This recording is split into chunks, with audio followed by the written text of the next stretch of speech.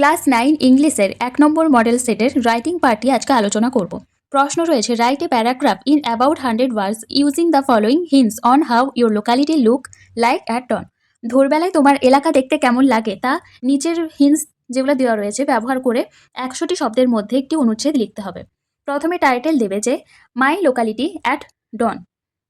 দেখো, মাই locality at dawn মানে হচ্ছে ভোরবেলা আমার এলাকা।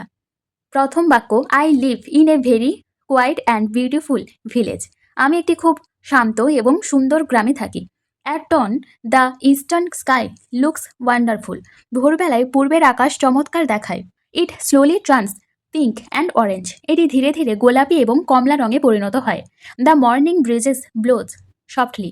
সকালের বাতাস মৃদুভাবে বয়। Dew drops shine on the green grass like small pearls. ছোট ছোট মুক্তোর মতো সবুজ ঘাসের ওপর শিশির বিন্দু চকচক করে। Soon birds begin to sing sweetly in the trees. শীঘ্রই গাছে পাখিরা মিষ্টি সুরে গান গাইতে শুরু করে। সামটাইমস মাঝে মাঝে the sound of a temple bell can be heard from far away. দূর থেকে মন্দিরের ঘণ্টার শব্দ শোনা যায়। This calm atmosphere gives me great joy. এই শান্ত পরিবেশ আমাকে খুব আনন্দ দেয়। It is my favourite time of the days because it makes me feel fresh and peaceful. It is my favourite time of the day. এই সময়টা সারা দিনের খুব আমার পছন্দের সময়। Because it makes me feel fresh and peaceful. কারণ এটি আমাকে সতেজ ও শান্ত বোধ করায়। In conclusion, the morning in my locality is truly wonderful and fill with energy for the entire day. পরিশেষে আমার এলাকার সকাল সত্যিই চমৎকার এবং এটি সারা দিনের জন্য আমাদের শক্তিতে ভরিয়ে তোলে। এরপর 9 নম্বরে, write a story about 100 words using the given hints. Give a suitable title to the story. অর্থাৎ প্রদত্ত সংকেতগুলো ব্যবহার করে 100 শব্দের মধ্যে একটি গল্প লিখতে হবে এবং একটি গল্পের উপযুক্ত শিরোনাম দিতে হবে। এই গল্পটা হচ্ছে একটি দর্জি জাদুকরের নিয়ে। এখানে কিছু হিন্টস দেওয়া রয়েছে। প্রথমে স্টোরিটার একটা টাইটেল দিতে হবে। এখানে টাইটেল দিয়েছি the tailor and the magician, অর্থাৎ দর্জি এবং জাদুকর। Once upon a time a tailor and a proud magician lived in a small peaceful village. একদা এক ছোট্ট ও শান্তিপূর্ণ গ্রামে একটি দর্জি এবং একজন অহংকারী জাদুকর বাস করত। The tailor was a simple man. দর্জি একজন সাধারণ মানুষ ছিলেন। Who knew only how to stitch clothes. সে কেবলমাত্র কাপড় কিভাবে সেলাই করতে হয় সেটি জানত। And he often felt sad and regretted that he knew only one trade. এবং সে প্রায় দুঃখ পেত ও আফসোস করত যে সে শুধু একটি মাত্র কাজই জানে। অন দ্য আদার হ্যান্ড, অন্যদিকে, the magician was very proud of himself because জাদুকর নিজের প্রতি খুব গর্বিত ছিল কারণ he knew A 100 different tricks to entertain people and earn money easily. কারণ সে মানুষকে বিনোদন দিয়ে এবং সহজে টাকা আয় করার জন্য 100টি ভিন্ন ভিন্ন ভেলকি জানত। 1 year a terrible famine struck the country. 1 বছর দেশে এক ভয়াবহ দুর্ভিক্ষ দেখা দিল। People struggle to buy even a single meal for survival. মানুষ বেঁচে থাকার জন্য একবেলা খাবার কিনতে গিয়েও সংগ্রাম করছিল। So they had no interest in watching magic show. তাই জাদু দেখার প্রতি তাদের কোনো আগ্রহ ছিল না।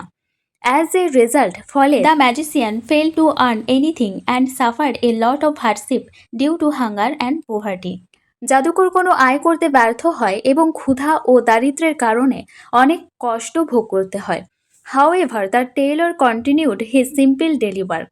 তবে দর্জি তার সাধারণ দৈনন্দিন কাজ চালিয়ে যেতে লাগলো। ইভেন ডিউরিং হার্ড টাইমস, এমনকি কঠিন সময়েও, people still needed clothes to wear. মানুষের পরিধানের কাপড়ের প্রয়োজন ছিল। So they came to him for stitching. তাই তারা সেলাইয়ের জন্য তার কাছে আসত।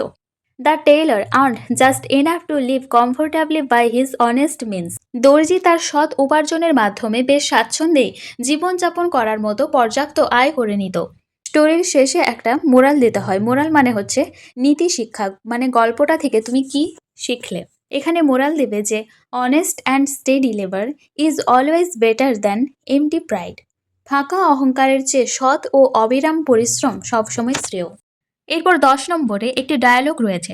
Right a dialogue in about 100 words between two friends on how to maintain discipline in school. মানে বিদ্যালয়ে কিভাবে শৃঙ্খলা বজায় রাখতে হয় সেই বিষয়ে দুই বন্ধুর মধ্যে প্রায় 100 শব্দের মধ্যে একটি সংলাপ লিখতে হবে। আমাদেরকে ডায়ালগ লিখতে গেলে দুটো চরিত্র ঠিক করতে হয় এবং তাদের নাম দিয়ে আমাদেরকে ডায়ালগ লিখতে হয়।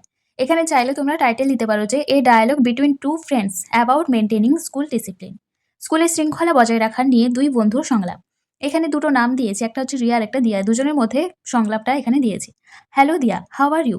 হ্যালো দিয়া, তুমি কেমন আছো? এটা রিয়া বলছে। তারপর দিয়া বলছে, আই এম ফাইন রিয়া, আমি ভালো আছি। What are you reading? তুমি কি পড়ছো? এরপর রিয়া বলছে, I am going through the school notice about maintaining discipline. আমি শৃঙ্খলা বজায় রাখা নিয়ে স্কুলের নোটিশটি পড়ছি। It is very important, is not it? এটা খুবই গুরুত্বপূর্ণ, তাই না? দিয়া বলছে, ইয়েস অ্যাবসলিউটলি, হ্যাঁ একদম। ডিসিপ্লিন ইজ দ্য কি টু সাকসেস। শৃঙ্খলা হলো সাফল্যের চাবিকাঠি। হাউ ক্যান উই মেনটেন ইট? আমরা কিভাবে এটি বজায় রাখতে পারি? রিয়া বলছে, ফার্স্ট, প্রথমত, we must reach school on time and always wear a clean proper uniform.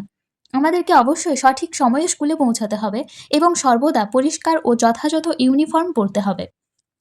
দিয়া বলছে, right, we should also listen to our teachers attentively and keep our classroom clean. ঠিক বলেছ, আমাদের শিক্ষকদের কথা মনোযোগ দিয়ে শোনা উচিত এবং আমাদের শ্রেণীকক্ষ পরিষ্কার রাখা উচিত। রিয়া বলছে, and we should not run or shout in the school corridors. Riya বলছে যে, এবং স্কুলের বারান্দায় আমাদের দৌড়ানো বা চিৎকার করা উচিত নয়। দিয়া বলছে, you are right, if we follow this rules. তুমি একদম ঠিক বলেছ, যদি আমরা এই নিয়মগুলো মেনে চলি, our school environment will be much better. তবে আমাদের স্কুলের পরিবেশ অনেক ভালো হবে। রিয়া বলছে যে, থ্যাংক ইউ দিয়া, ধন্যবাদ দিয়া তোমাকে। Let's promise to be disciplined student. চলো আমরা শৃঙ্খলা পরায়ণ ছাত্র হওয়ার প্রতিজ্ঞা করি। দিয়া বলছে যে, ইয়েস লেটস ডু দ্যাট। হ্যাঁ চলো তাই করি। আজকে এই পর্যন্তই। পরের দিন আমরা 2 নম্বর মডেল সেটের রাইটিং স্কিল নিয়ে আলোচনা করব।